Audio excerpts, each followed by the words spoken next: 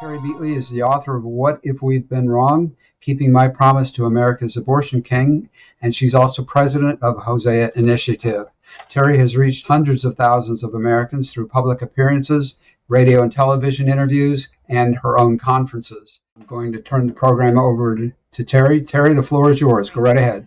Well, my name's Terry Beatley again, and Chris, thank you for inviting me on, and happy to share this information with you, and particularly to this specific group of activists. Let's see. And before I get into the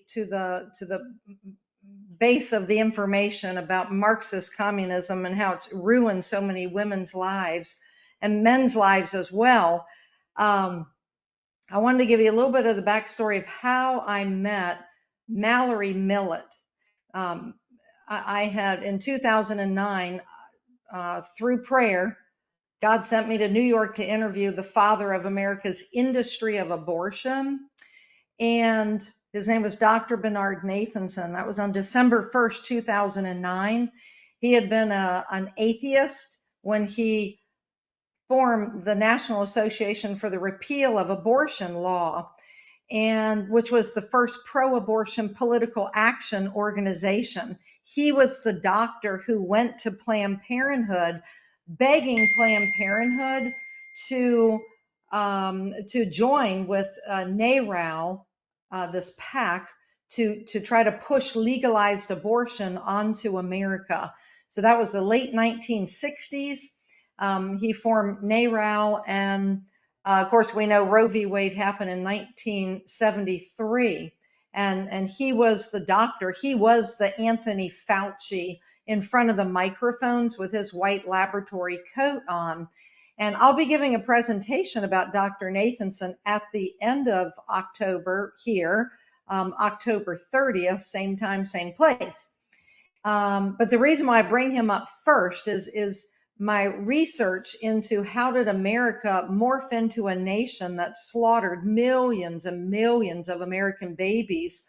And again, I'll be sharing all that story at the end of October, but it eventually led me to meet a lady by the name of Mallory Millet.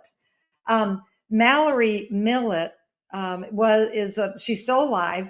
She's in her probably mid 80s right now, real spunky lady. And I read her article, and I read it in, I think it was 2018. And it was an article about her sister, Kate Millet. And Kate Millet was known, she's known as one of the founders of the National Organization for Women. But when you really dig into it, she's technically not one of the founders. The organization had already been found by the time she arrives on the scene, but she's able to take the National Organization for Women to the next height, completely radicalize it. And Mallory had always been very scared of her sister. Well, her sister died September, I think it was 2017. And it sort of liberated Mallory to tell America the true story of her sister, who had become a Marxist communist. And I read Mallory Millet Danaher's story about her radical feminist sister. And I told her this story has to be turned into, and I'm going to hold it up. We call this at Hosea Initiative our fact check booklet. It's about 4 inches by 6 inches, literally fits in the back pocket like of a pair of jeans. We did that specifically, purposefully, because we literally have men and women who put this in their purse, and college students who put these fact check booklets in their backpacks to get America educated on what happened. So I shared with Chris, the information in this booklet, and he invited me to come on to share the story about Mallory Millet and the National Organization for Women. Now, we all know radical feminism did not start in the 1960s. We know it has this long legacy, but particularly going back into you can literally drive it back to biblical times, and you can read about Jezebel and all that in the Bible. But in terms of late, with particularly with Margaret Sanger, which this presentation is not on Margaret Sanger, but as you know, she was the founder of Planned Parenthood. And Margaret Sanger wanted women, I mean, this is what she wrote. She wanted women to be able to look at the world with a go to hell look in their eyes. That's a direct quote from Margaret Sanger. Margaret Sanger hated marriage. She hated a unified family, and she wanted women to have the authority, in her words, to create and to destroy. So that was Margaret Sanger, who came long before Kate Millet. Okay, but tonight is focused on Kate Millet and the National Organization for Women. Now, I just thought it'd be just throw in a little bit of humor in this. I grew up in a family where my father was very well read about communism. That was a typical dinner time conversation. And I remember going away to college. It was to a secular university in 1981.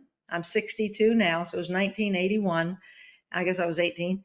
And at Thanksgiving, I came home and I said, Dad, there's this organization for women on college campus, and I'm thinking about joining. And my father said, well, what's the name of it? What is it? And I said, well, it's called the National Organization for Women. And my father said in a stern voice, sit down. Meaning sit down, because he's going to give me a lecture on why I had better not join the National Organization for Women. So then decades later, because of my pro-life activity, which you'll hear more about that at the end of October, that led me to meet Mallory Millet. And back then I had a podcast for about 3 years, and I interviewed Mallory, and I said, Mallory, if I can design a fact check booklet, would you let me publish this? So she and I wrote this together, and I've not released it electronically because we live in an information age. And this information's already out there. The problem is nobody's reading it. So what we do at Hosea Initiative, we use the power of story. Jesus Christ used stories. Okay. We use the power of story to help change people's mind. So what I'm about to read you, and I'm going to read the whole thing. I have a slide presentation, which Chris will pull up in a minute. But there's a man out in the state of Oregon who called me. It was about 7 months ago, and he had ordered a case of these booklets. And actually, I think I called him because I wanted to know why he ordered a whole case. And the case has 200 copies in it. And this man said, I had always wondered what had gone wrong with my wife. Now I'm guessing maybe he's like maybe 70 years old, 72. I didn't ask him. And I said, tell me your story. And he said, my wife and I were happily married. I mean, maybe I have my math wrong on this because I'm 62 or whatever, but it was back in the late 60s, early 70s. I guess he was a young married man. And or maybe I don't have that math right, but it really doesn't matter. This is what went wrong with his wife. He said, Terry, it wasn't until I read this fact check booklet. He said, I could never figure out what the heck had gone wrong with my wife. It was like all of a sudden a switch had clicked on, and she was disgruntled being married. She was disgruntled being a wife, being a mother. And all of a sudden she wanted a divorce. She got it. And then she radicalized his daughter, their daughter. And now both ex-wife and daughter are left-wing, basically communist, Marxist, feminist radicals. And by the time he's finished his story, he's crying. I mean, he's not like completely boo-hooing, but he's very upset. But he had finally learned out what happened. So that we have two fact check booklets, one on Dr. Bernard Nathanson from the father of America's industry of abortion, to a baptized pro-life child of God, right? And then this story about Marxist feminism. And so what you're going to hear is a chant in this booklet.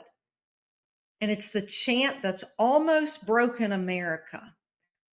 But if we, as educational, pro-life, freedom-loving activists, can be as active as the other side and actually do something that ends in a net result, changing people's minds, maybe we can save our country and crush what the tentacles of Marxist communism that we all know, and most of you probably know better than I do, that's been trying to devour our country for so long. Here we go. Okay. So this is the firsthand account from Mallory Millet about her sister, Kate Millet. My sister, Kate Millet, was a Marxist communist who hated men, marriage, and the United States of America. In 1969, she embarked on a radical plan to destroy America with the Cultural Revolution and her women's studies programs at universities. To accomplish this goal, she helped to found the National Organization for Women with a group of other radical feminists. This is my eyewitness account of how my sister's fanatical, militant, godless ideas took root and have nearly destroyed the United States of America. It was 1969, and I was a young divorcee with a small child. At the urging of Kate, I relocated to New York City after spending years married to an American executive stationed in Southeast Asia. The marriage over, I was making a new life for my daughter in Maine. Katie said, "Come to New York. We're making revolution, and some of us are starting the National Organization for Women, and you can be a part of it." Not understanding her revolution, my daughter and I moved in with my sister Kate. My sister invited me to join her for a gathering at the home of her friend, Lila Karp. They called the assemblage a consciousness raising group, a typical communist exercise, something practiced in Maoist China. Next slide. We gathered at a large table as the chairperson opened the meeting with a back and forth citation, like a litany, a type of prayer done in the Catholic Church. But now it was Marxism, the church of the left, mimicking religious practice. Next slide. And so there's a lady leading the chant, and then they would respond back. "So why are we here today?" she asked. "To make revolution," they chanted. Next slide. The Cultural Revolution. The Cultural Revolution. How do we make the Cultural Revolution? By destroying the American family, they answered. Next slide. And how do we destroy the American family? By promoting promiscuity, eroticism, prostitution, abortion, and homosexuality, they resounded. Next slide. Okay, looks like I'm missing a slide here. And how do we destroy the American family? By destroying the American patriarch. And how do we destroy the American patriarch? By taking away his power. And how do we do that? She pursued. By destroying monogamy, they shouted. And how do we destroy monogamy? Well, their answer left me dumbstruck, breathless, disbelieving my ears. Was I on planet Earth? Who were these people? And the answer came by promoting promiscuity, eroticism, prostitution, abortion, and homosexuality. So they proceeded with a long discussion on how to advance these goals by establishing the National Organization for Women. It was clear they desired nothing less than the utter deconstruction of Western civilization. The upshot was the only way to do this was to invade every American institution. Everyone must be permeated with the revolution, including the media, universities, K through 12 education, school boards, the judiciary, legislatures, executive branches, and even the public school library system. Next, it fell on my ears as a ludicrous scheme, as if they were a band of highly imaginative children planning a Brinks robbery. To me, this sounded silly. I was enduring culture shock after having been cut off from my homeland, living in third world countries for years with not one trip back to the United States. I dismissed it as academic lounge air castle building. I continued with my new life in New York City while my sister became famous, publishing her books and featured on the cover of Time magazine. Time called her the Karl Marx of the women's movement. This was because her book laid out a course in Marxism 101 for women. Kate's thesis was this: the family is a den of slavery, with the man as the bourgeoisie and the woman and children as the proletariat. In Kate's mind, the only hope of women's liberation was the new women's movement. My sister's books captivated the academic classes, and soon women's studies courses were installed in colleges and universities in a steady wave across the nation, with Kate Millet's books as required reading. Millions of women and young men have been indoctrinated into Kate's warped view of liberation, communism's favorite word for leading millions into inextricable slavery. By the time women's studies, next slide, professors finish with America's daughters, each young woman is a shell of the innocent girl you once knew. She's been convinced that although she could be flopping down with every boy she fancies, she could not by any means get pregnant. And so, as a practitioner of promiscuity, she becomes a wizard of prevention techniques, especially abortion. Next slide. The goal of women's liberation is to wear each female down to losing all empathy for boys, men, or babies. The tenderest aspects of her soul are roughened into a rock pile of cynicism, where she will think nothing of murdering her baby in the warm, protective nest of her young womb. She will be taught that she, in order to free herself, must become an outlaw. Be a damned outlaw, instructed Kate. This is only reasonable because Western law, since the Magna Carta and even before, is a quote concoction of the evil white man whose true purpose is to press her into slavery. All women are prostitutes, she will be told. She should be either really smart and use sex to be promiscuous for her own pleasures and development as a full, free human being, just like men, or she can be a professional prostitute, a viable business for women, which is empowering.